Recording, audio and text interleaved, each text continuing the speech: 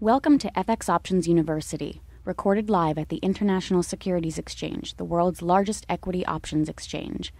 Join the industry's top trading professionals as they provide insight and strategies for trading in the currency markets using FX options. FX options are a low-risk alternative to hedging currency moves in any market condition. Hi, everyone. This is Zelenate Levine from the ISC. I'll be taking over as your host in Steve Meisinger's place. We're very excited to have with us this afternoon Randy Frederick, a respected industry veteran with more than 20 years' experience, who will be presenting on exploring vertical FX spreads. Randy is Director of Trading and Derivatives at the Schwab Center for Financial Research. He is one of the chief architects of Schwab's options trading platforms and analytics tools. While he focuses primarily on public relations, client education, and product development, he is frequently involved on matters of business development, operations, and risk management. He has served on various corporate and industry committees, including the FISD Executive Committee, the ISC Allocation Committee, and the ISC Board of Directors. Randy writes blogs and educational articles for Schwab's website and client newsletters. He was the host of the weekly radio show, The Optional Hour, on TFNN from 2005 through 2007, and he's been published in trade magazines such as Active Trader, Futures and Options Trader, SFO, and Futures. He is a frequent guest on CNBC and Bloomberg TV. He is a member of the Forbes Intelligent Investing team, and his comments appear regularly in financial news media, including the Wall Street Journal, Barron's, the Financial Times, Bloomberg, Dow Jones, Reuters, USA Today, Forbes, and TheStreet.com, to name just a few. I'm going to turn it over to Randy.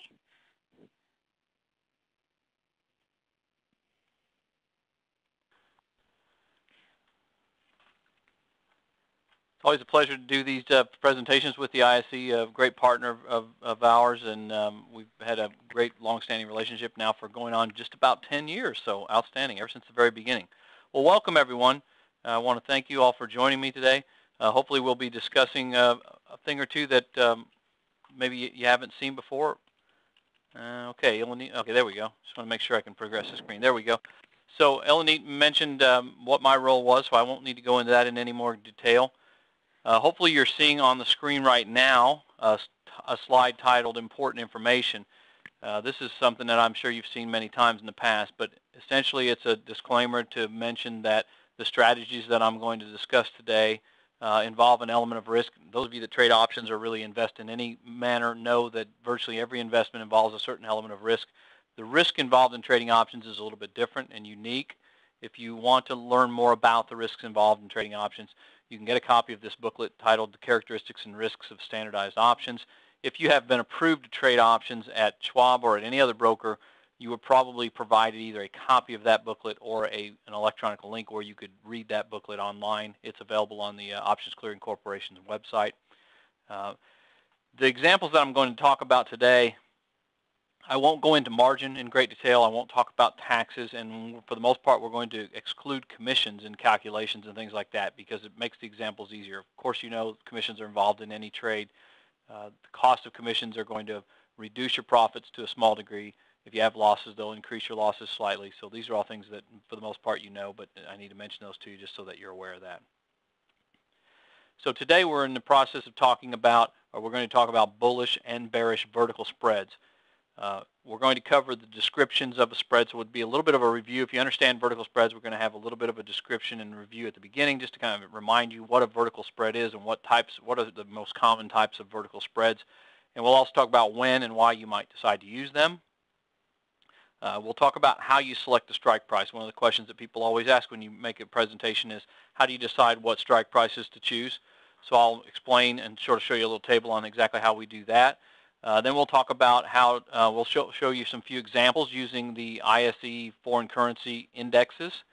And then we'll talk about how to calculate the break-evens, the max losses, the max gains. And I'll show you just some illustrations on what I do when I trade. And I'm a very active option trader. I do several hundred option trades every year.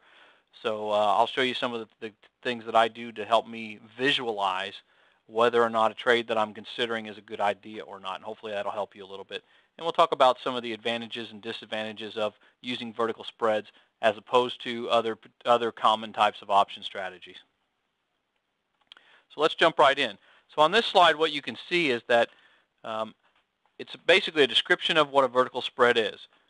A vertical spread in its simplest form is a strategy involving two options where you're long and short both a call or long and short a put at the same time on the same underlying stock, underlying ETF, or in the case of the examples we're going to be talking about today, an underlying index. In these cases, it will be the foreign currency indexes that trade options at the ISE. Vertical spreads are often used as a lower cost substitute for straight long option strategies, specifically debit spreads. People who do debit spreads are often looking for a way to take a directional position and lower the overall cost and therefore the risk and therefore the maximum loss associated with that opinion or that position. Credit spreads are often used, and really with good reason, as a lower risk substitute for naked or uncovered options. A lot of people like to trade naked calls and naked puts. Nothing wrong with that, it's just that they can be very risky.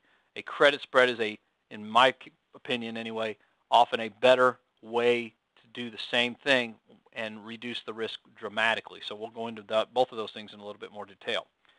When would you typically use a vertical spread? Well, quite simply, when you're interested in taking on a directional position and you want to do it with a defined amount of risk, and so I typically would call that low cost risk, small amount of risk, or and you're willing to, in many cases, settle for a limited profit potential. Spreads typically always have a maximum limited profit potential. So as long as you're comfortable with that, what you're typically trying to do is capture just a few points of movement. And you're trying to do it with a very low cost and with a very definable, in most cases, a very low amount of risk. Now, there are a lot of strategies that you can take that are directional. You can buy long options, you can sell naked options, you can do all sorts of strategies. There are little hundreds, maybe thousands of different option strategies that are directional. But spreads specifically are generally designed to capture just a few points of movement, and they're designed to do it with fairly low risk that's very definable before you put the trade on. Before I do spreads, I always calculate what the maximum amount of loss is, what the maximum amount of gain is, and I make sure that I'm comfortable with those numbers. Now, that's not to say that you're going to have to take on all that risk, because if things start to go badly, you can often close out the trade ahead of time and limit your losses somewhat. But typically, you need to be comfortable with the potential amount of maximum risk that you're taking ahead of time, and the nice thing is you can always calculate that, and we're going to go through how to do that. Now, what you'll see on this screen is you'll notice that on the left half we've got just a typical profit and loss chart where the bottom illustrates the price of the underlying index, left for lower and to the right for higher. The profit and loss is on the y-axis, and you can see the green zone is the profit zone on a vertical spread. And in this particular example on the left-hand side, we're talking about a debit call spread or a credit put spread. Both of them have virtually identical profit and loss charts. They are both essentially limited risk strategies, as we mentioned, and that's the reason why the green has a horizontal spot where the profit maxes out, but they also have limited risk, and that's why on the left side where the red is, the red also has a horizontal line because there's a maximum amount of loss and it's definable. The break-even point, of course, is where the line changes from green to red. Now, it doesn't matter whether you're doing a debit call spread or a credit put spread. They're both bullish strategies, and the profit and loss chart will look very much like this. As you can see, I've illustrated where the strike prices occur. When you are doing a debit spread and the price exceeds the higher strike price, that's where the profit maxes out. When the stock or the index drops and falls below the lower strike price, that's where the losses are maximized, but then they cap out. And somewhere in the middle between the two strikes could either be a profit zone or a loss zone or a break even. It kind of just depends exactly where it falls, and we'll look at that a little bit more again in more detail. Thank you for participating in this week's session. Please join us again next week. Get trading ideas, exchange rates, webinars, news, and commentary. Visit www.fxoptions.com. ISE FX options can be easily traded through all options-enabled brokerage accounts. These exchange-listed securities are cash-settled in U.S. dollars and have a European-style exercise.